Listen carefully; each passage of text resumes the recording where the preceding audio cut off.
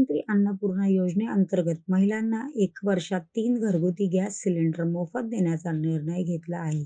यासोबतच मुलींना मोफत उच्च शिक्षण देण्याचा निर्णय घेऊन त्यांच्या शिक्षणाला पाठबळ दिले आहे. मुलीच्या जन्मापासून ते 18 वर्षापर्यंत तिच्या बँक खात्यात टप्प्याटप्प्याने ₹1,00,000 जमा करण्यासाठी लेक लाडकी योजना सुरू केली आहे.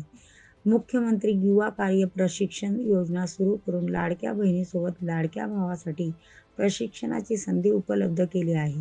प्रशिक्षणार्थींना दरमहा 6 ते 10,000 रुपये विद्यावेतन देण्यात येणार आहे. महाराष्ट्र हे अशा प्रकारच्या योजनांची